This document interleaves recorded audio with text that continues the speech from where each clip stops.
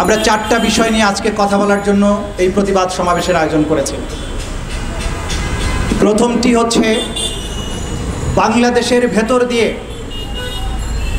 ভারত তার এক প্রান্ত থেকে আর এক প্রান্তে যাওয়ার জন্য রেল সহ সকল ধরনের ট্রানজিটের ব্যবস্থা আদায় করে নিয়েছে এই শেখ হাসিনা সরকারের কাছ থেকে।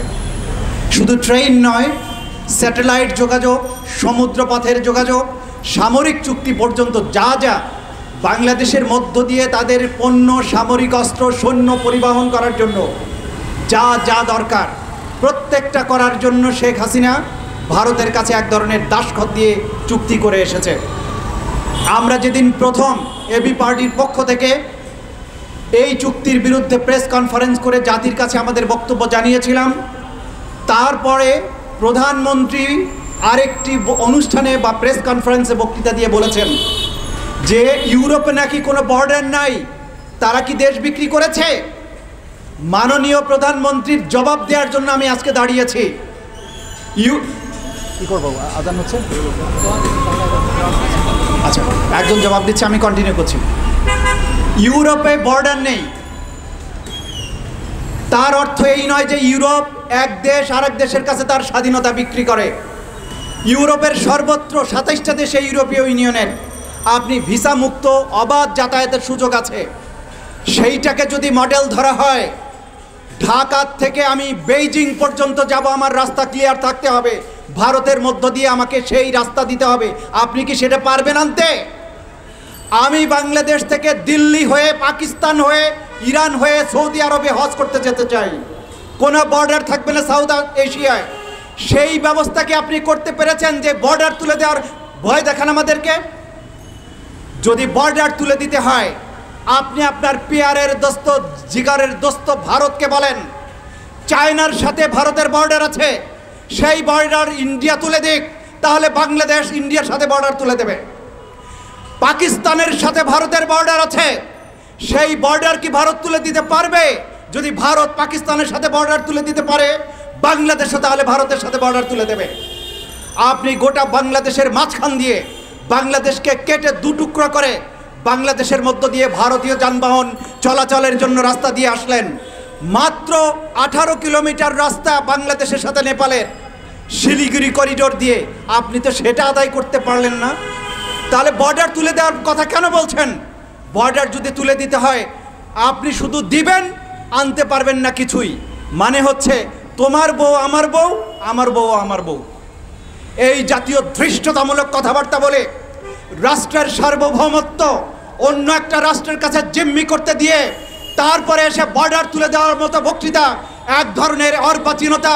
এইটা বাংলাদেশ নামক রাষ্ট্রের সাথে, বাংলাদেশের স্বাধীনতার সাথে 30 লক্ষ শহীদ যারা জীবন দিয়েছিল একটা সার্বভৌম দেশের জন্য, সেই রক্তের সাথে বেঈমানি। এই রাষ্ট্রের ভৌগোলিক অখণ্ডতা, বাংলাদেশের সার্বভৌমত্ব সব কিছুকে মেমোরেন্ডাম অফ আন্ডারস্ট্যান্ডিংয়ের নামে একটা প্রবল পরাক্রান্ত পরাশক্তির কাছে তুলে দিয়ে এসে বর্ডার তুলে দেওয়ার ওকালতি করা কোনো দেশপ্রেমিকের কাজ হতে পারে না। প্রিয় ভাই এবং বোনেরা, এরপরে 4টি বিষয় আমরা প্রতিবাদের জন্য রেখেছি। দ্বিতীয়টা হচ্ছে বাংলাদেশের সরকারি চাকরিতে কোটা ব্যবস্থা। 56% মানুষকে চাকরি দেওয়া হবে কোটার ভিত্তিতে, তার মধ্যে 30% মুক্তিযোদ্ধা। বাংলাদেশের মুক্তিযোদ্ধা জীবিত আছে মাত্র কয়েক হাজার। তার জন্য বাংলাদেশের লক্ষ লক্ষ পাবলিক সার্ভিস, সেইখানে মুক্তিযোদ্ধার নাতি নাতনিদেরকে চাকরি দেওয়া হবে। আপনার ছেলে মেধাবী, আপনার ছেলে পরীক্ষায় প্রথম হয়, আপনার ছেলে সবচাইতে যোগ্যতা, আপনার ছেলে চাকরি পাবে না। চাকরি পাবে আওয়ামী মেশিনে তৈরি তথাকথিত লোকদের নাতি নাতনিদেরকে চাকরি দেওয়া হবে। পৃথিবীর কোনো রাষ্ট্রে মেধাবীদেরকে বঞ্চিত করে কোটার নামে এইভাবে রাষ্ট্রের পাবলিক সার্ভেন্টদেরকে এইভাবে একটা পঙ্গু লোকদের হাতে কখনো ঠেলে দিতে পারে না। কোটার বিরুদ্ধে যে তরুণ ছাত্র যুবা রাজপথে আন্দোলন করছে, আমার বাংলাদেশ পার্টি সেই আন্দোলনের প্রতি সর্বাত্মক সমর্থন ঘোষণা করছে এবং সরকারের কাছে আমরা দাবি জানাচ্ছি, এই ধরনের বালখিল্যতামূলক কোটা ব্যবস্থার চিরতরে অবসান ঘটাতে হবে। একটা রাষ্ট্র স্বাধীন হয়েছিল বৈষম্যহীনতার জন্যে, বৈষম্যহীন মানুষের অধিকারের জন্য। আমার সন্তান মেধাবী হলে চাকরি পাবে না, আবার তোমার দাদা মুক্তিযোদ্ধা ছিল সেই জন্য তোমার 14 গোষ্ঠী চাকরি পাবে, এইটার জন্য মুক্তিযুদ্ধ হয় নাই। মুক্তিযুদ্ধ হয়েছিল বৈষম্যের বিরুদ্ধে যুদ্ধ করার জন্য। যে 30 লক্ষ মানুষ জীবন দিয়েছে তারা যদি আজকে বেঁচে থাকতো, এই কোটা যে নাতিপুতিদের জন্য যে কোটা দেওয়া হয়েছে এইটা জানতে পারলে 30 লক্ষ শহীদেরা দ্বিতীয়বার বাংলাদেশে আত্মহত্যা করতে চাইতেন। সুতরাং এই জঘন্য মানবতা বিরোধী, সংবিধান বিরোধী, স্বাধীনতার চেতনা বিরোধী এই কোটা পদ্ধতিকে চিরতরে বাতিল করতে হবে বাংলাদেশ থেকে। তৃতীয়ত, বাংলাদেশের প্রত্যেকটা সেক্টরে সরকারি কর্মকর্তা কর্মচারী প্রত্যেকটা মহাচোর হিসেবে পরিগণিত হচ্ছে। উদাহরণ হচ্ছে সেনাপ্রধান আজিজ, উদাহরণ হচ্ছে পুলিশ প্রধান বেনজির, এনবিআর এর ছাগল কাণ্ডের মতিউর।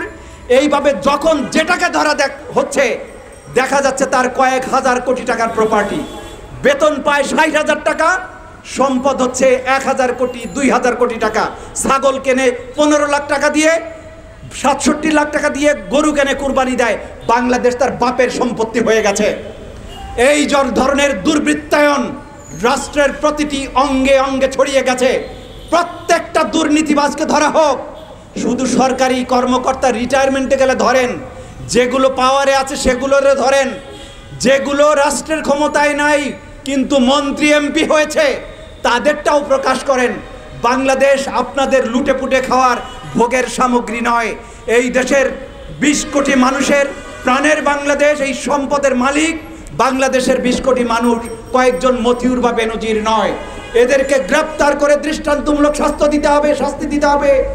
এদের লুটপাট করা সম্পদ জনগণের ফান্ডে ফিরিয়ে আনতে হবে।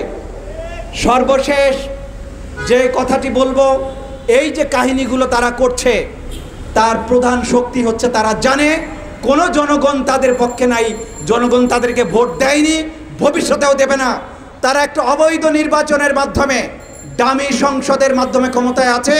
কাজেই যতদিন থাকা যায় যেভাবে পারো লুটপাট করে নাও, এই মূল মন্ত্রে তারা বিশ্বাস করে। আজকে আমার বাংলাদেশ পার্টি দাবি জানাচ্ছে এই ডামি সংসদকে ভেঙে দিয়ে অবিলম্বে নির্বাচন দিয়ে জনগণকে তার ক্ষমতা প্রয়োগের সুযোগ দিতে হবে। এই 4 দফা দাবি জানিয়ে বাংলাদেশের জনগণকে, নিপীড়িত নিগৃহীত জনগণকে, যারা আজকে বানভাসী হয়েছেন, বাংলাদেশের উত্তরাঞ্চল বন্যায় তলিয়ে গেছে, তাদের জন্য সরকারের কোনো বরাদ্দ নাই। সরকার আছে মতিউরদেরকে বরাদ্দ দেওয়ার জন্য। এই ডামি সংসদের সরকারের বিরুদ্ধে ঐক্যবদ্ধ আন্দোলনের জন্য আমার বাংলাদেশ পার্টির পতাকা দলে সমবেত হওয়ার আহ্বান জানিয়ে আমি আমার বক্তব্য শেষ করছি। খোদা হাফেজ। বাংলাদেশ জিন্দাবাদ। আমার বাংলাদেশ পার্টি জিন্দাবাদ।